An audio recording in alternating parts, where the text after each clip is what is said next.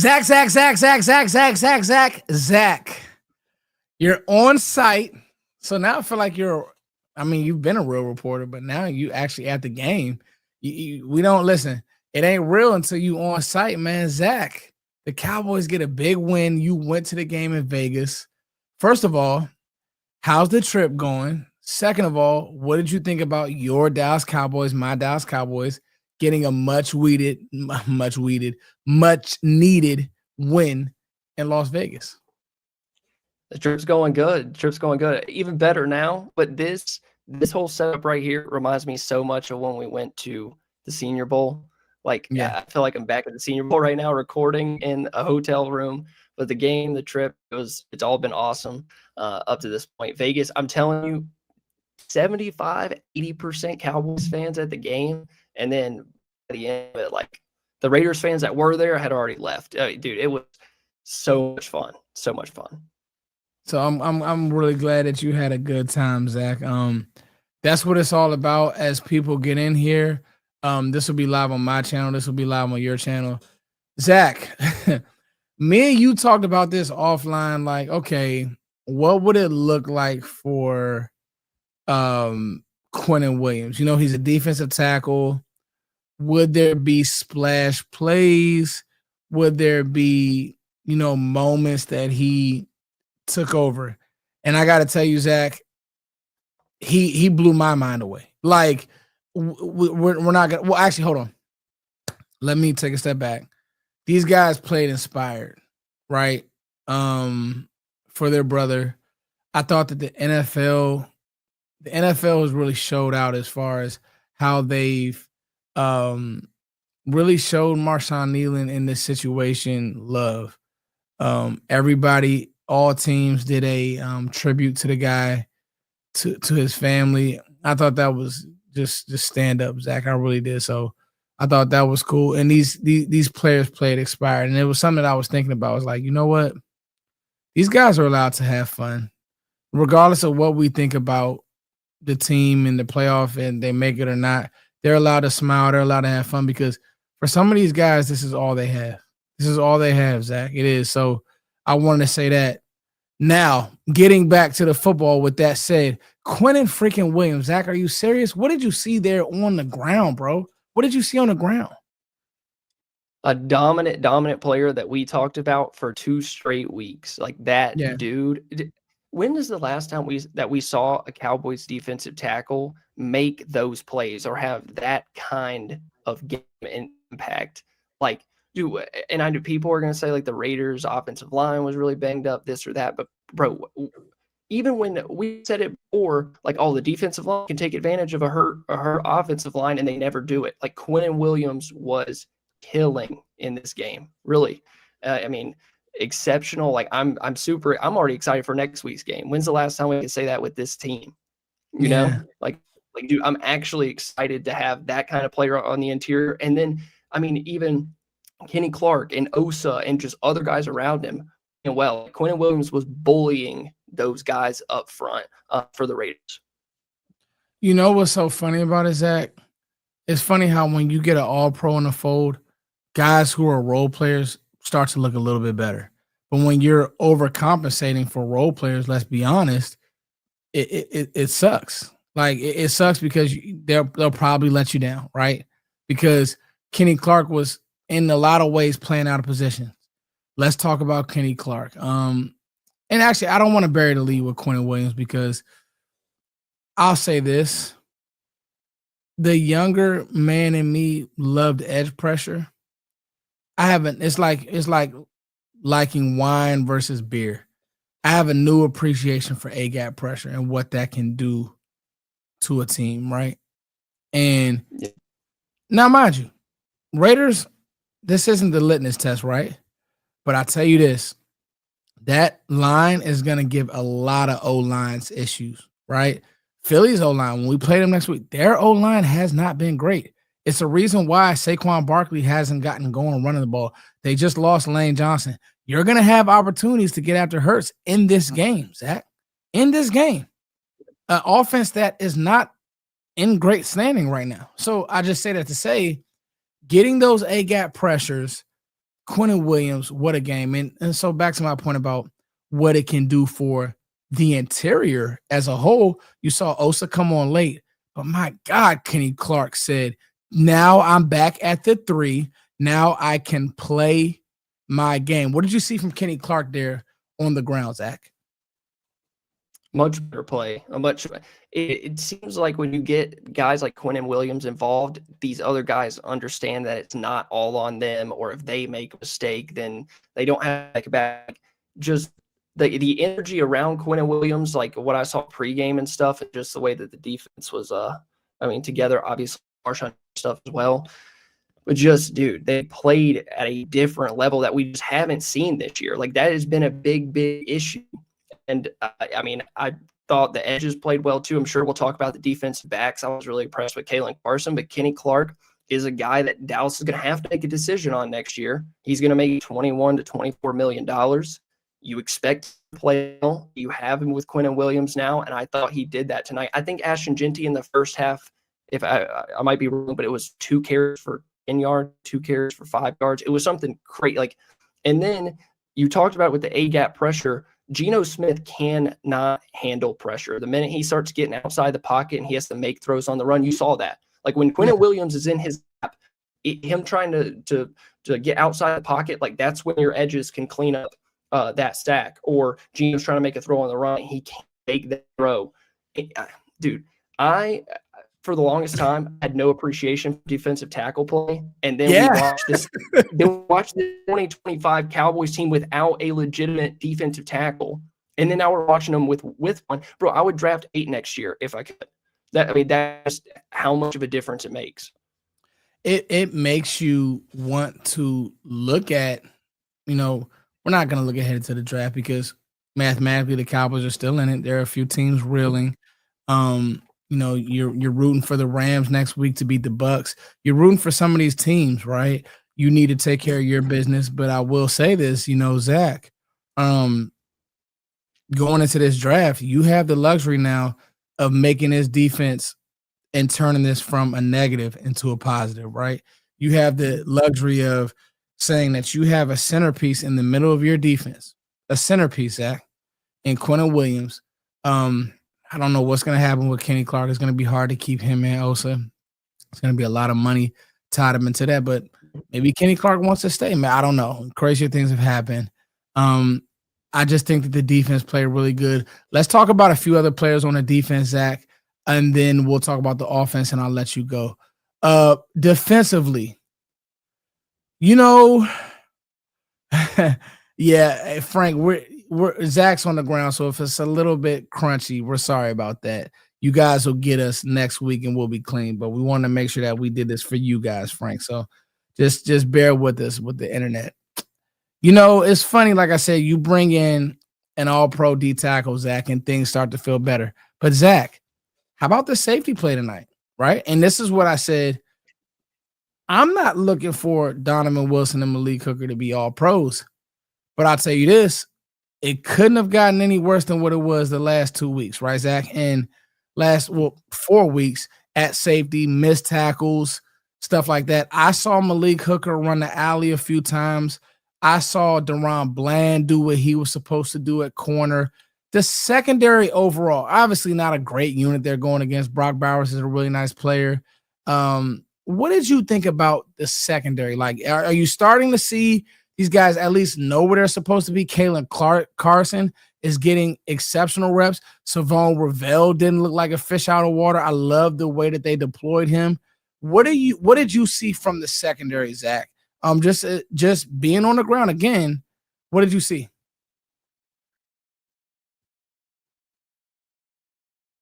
I think Zach's trying to switch over to his Wi-Fi. Sorry about that, guys.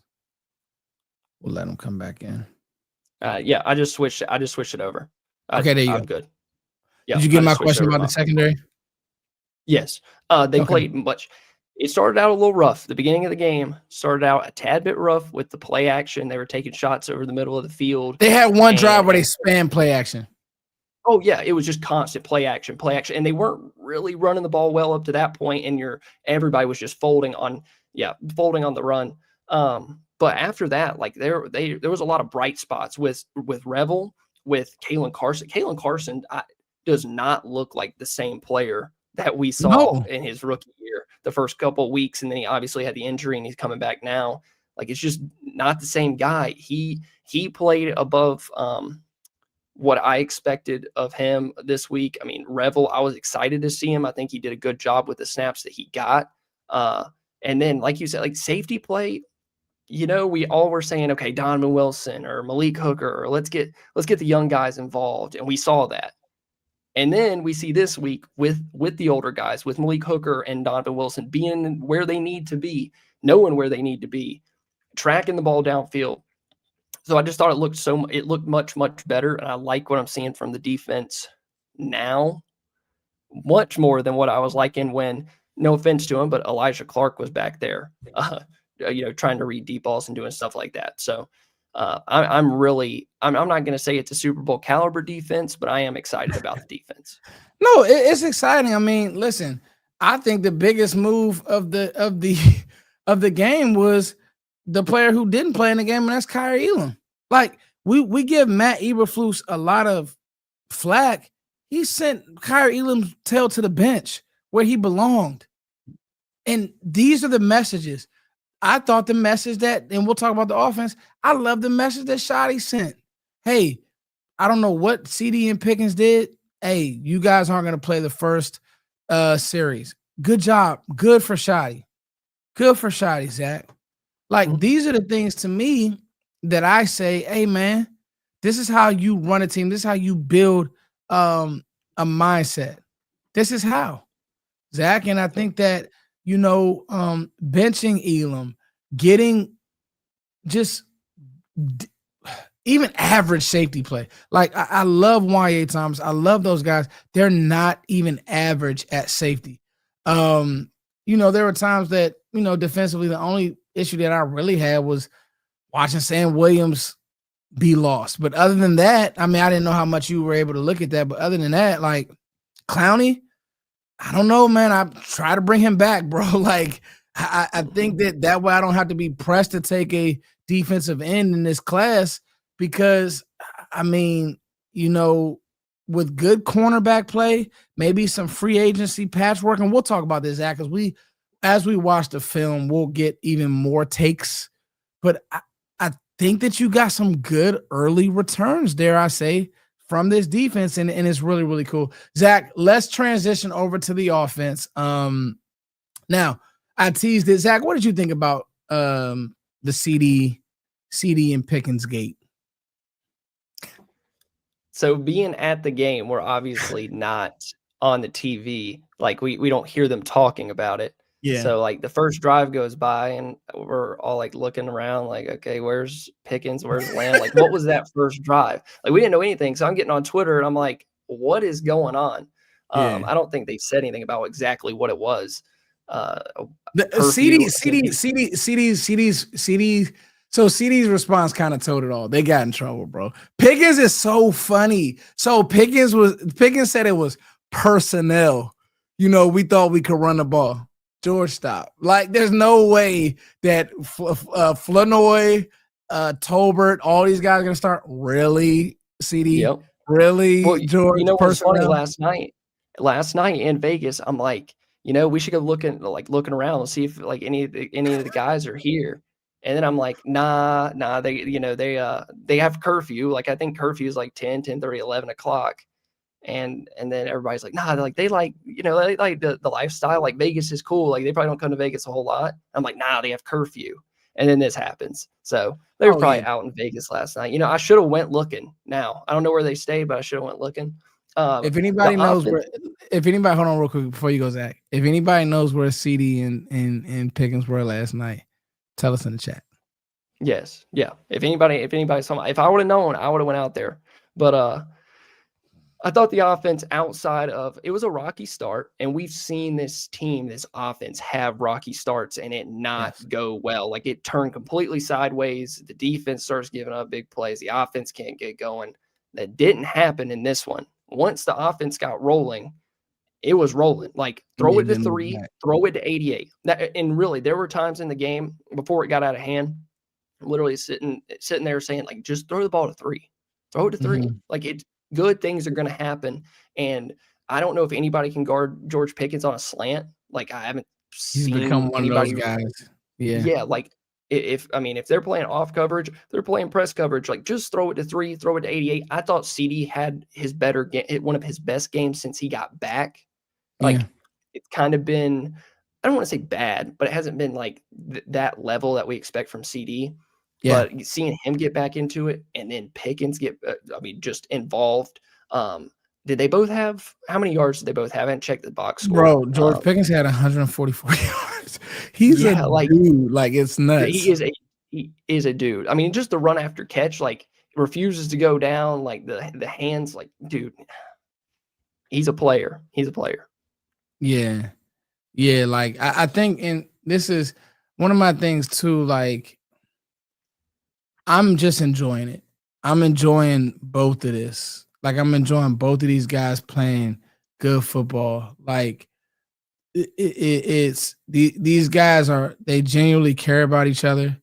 They generally want to get better, and honestly, they genuinely are pulling for each other, bro. And like, you're gonna need both of these guys on this run. Like, period. You're gonna need both of these guys on this run. You're gonna need both of these guys to, make plays, bro. You're gonna need both of these guys to I don't know, man. Like, I'm just really excited about what's going on with this team as far as this offense, and finally getting a rhythm, Zach. Finally, running the ball well. Like, I just feel really good. It's like the offense has to be moving that way. Don't feel like you need to force the ball to 88, Zach. You don't have to. Yeah. If teams are going to give you favorable matchups, take them, Zach. You don't like, if they're going to give you one-on-one with Pickens, the goal to me is to get those 2 safeties high, period. That's the goal to me. That's the goal to me. Hey, I was going to ask you about this. They got Hunter Lipke involved a lot, right? Like a lot for what they've used him so far this year. Sneaky chess piece. I feel like they took some of that, like, stuff, that the play action or getting the ball out into the flats. They gave that to Lipke and kind of took a little bit away from Ferguson. And I thought Lipke did a really good job. And it gives teams something else. Like, I know you have a lot offensively. You have Turpin, you have Flournoy, who I think I would love to see get the ball more, but you can only have so many people touching the ball. And then, Lamb and Pickens and Turpin, and then you add Lipke into the mix where he's just a first down machine all of a sudden. Like, and I think it's going to be tough for any offensive coordinator to figure out like the guys that you want to get the ball to, because you're so good at 1 and 2. And then it's those, who is 3, who is 4, who is 5, is kind of balancing that out. But if they can, dude, I'm telling you, if they can hit on all cylinders with all the guys and it is a smooth, natural feel in the offense, like, dude, I don't see a defense that could stop them, genuinely. Like, they just have that much firepower. So I'll tell you this, right? And people gave me hell for this, Zach. You're missing a runner. You're missing one more runner, right? Because the truth is this. Javonte Williams has been darn good. He's going to finish as a top 10 runner. But now if you just had that other back, now when you get those 2 safety looks and the juice, you could just keep juice. And Malik Davis has some nice runs, but we can all kind of see that they don't trust Jaden Blue. A healthy scratch again at all. The Jaden Blue experiment is. We need to talk about this week on the Landry hat, Zach. I think that experiment it's not looking good, Zach. And so in that, they needed another runner, right? Malik Davis is a nice player, but this is why I was saying, like, and I don't want to peek towards the draft, but let me ask you a question. You sitting in the draft and you draft your first pick and you get your corner. What if Jeremiah Love is staring at you? It's an interesting one, because, like, what do you do with Javonte? Are you wanting to re-sign Javonte? Like, what is the situation? I'm 1,000% wanting to resign Javonte, Okay. and I would still draft Jeremiah Love. Still, I see it. I mean, if they I didn't mean to put you on the spot like that, Zach. I know. No. I'm sorry.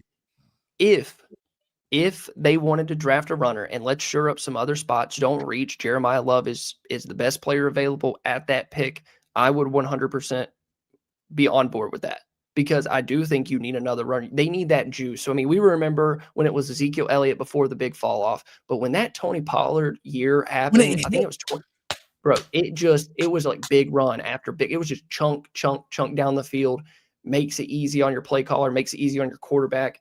I mean, I would totally be good with that. I just wanted to see them shore up some other spots, like keep Pickens. Pickens needs to be here. Javonte needs to be here. Keep working on the defense. I would never be opposed to taking a runner because that pick's probably going to be in the late 20s. If I had to guess, it depends on how the Packers keep going. Might be in the mid teens, whatever it is, but I would be on board. Yeah, I mean, and listen, it's not we're getting super ahead of ourselves, right? We're just talking. But you could tell the team needs it. You can tell this team needs a second runner. Because listen, George Pickens will be in a Cowboys. There's no way that Jerry will he'll franchise tag him. He's not letting another.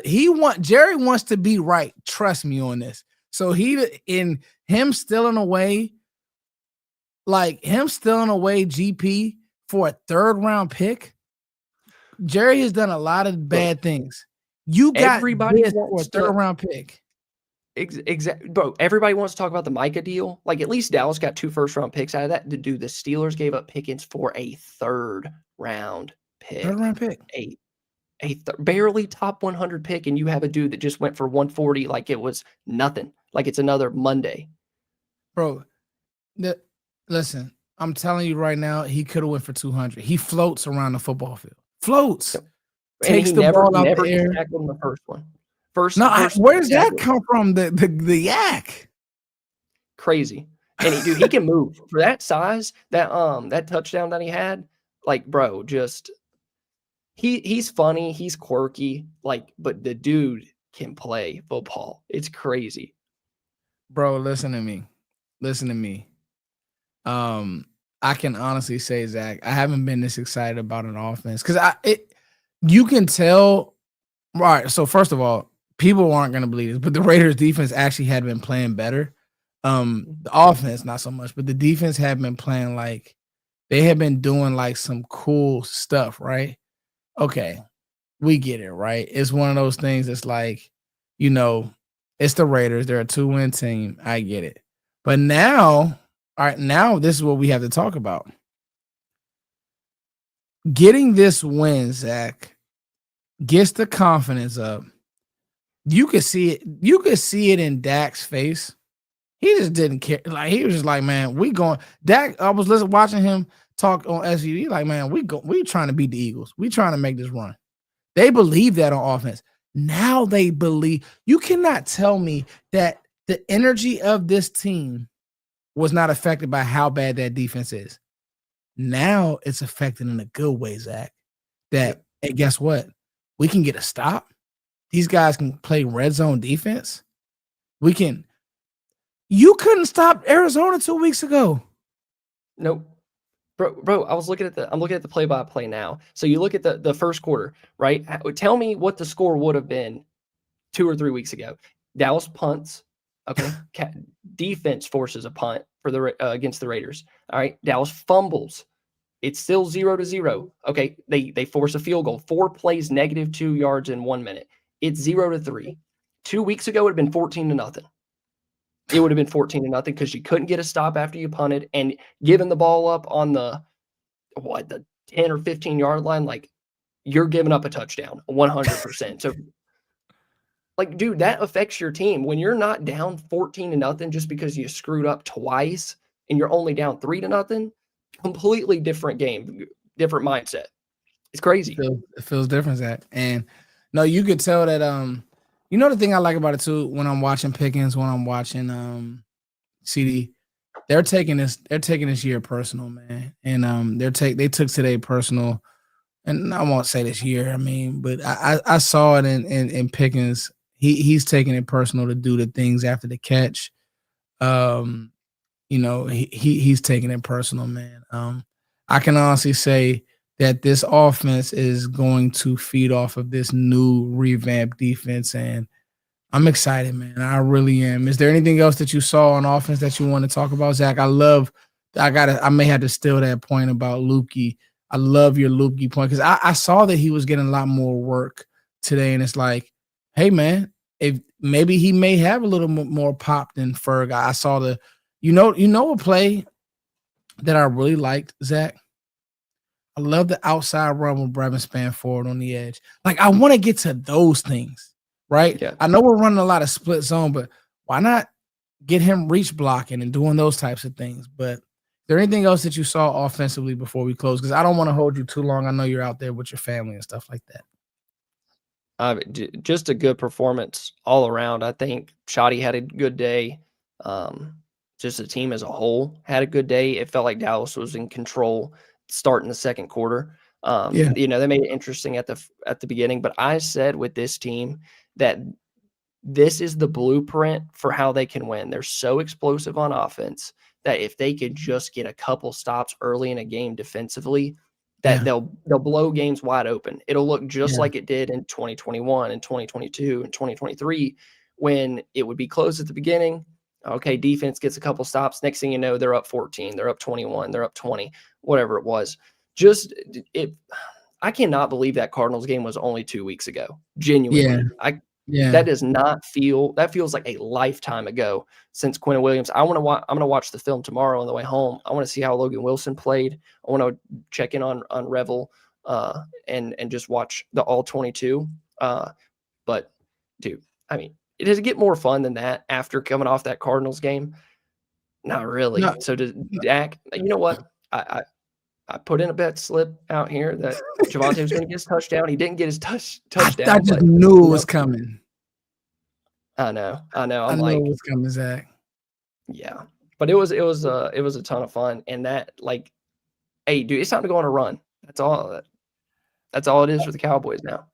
It's time to go on a run, Zach. We got a super, man. I'll let you go. I will say this though. I will say this, bro. I promise you. I promise you this, right? The lead up to this game is going to be so much fun, and I could promise you this. I just think these guys are going to play hard versus Philly. Philly has a great defense. The offense is struggling. They're down offensive linemen. I just feel like you need a guy like Pickens to go out there and be that bad boy. You need him to be that YN who doesn't care, who's just going to say, man, I'm going to play hard. I'm going to play I'm going to play my game. So I'm extremely excited, Zach. I think that you hit it on the head. Let's get to this super, and I'll let you go, buddy. First, the Eagles are down 2-0. Yep, he just said it. Lane Johnson and Cam Jurgens. Can you see Dallas D-line? Yeah, I can. Like, those guys are backups for a reason. I can 1,000% see this defensive line doing well against a Philly team that they know.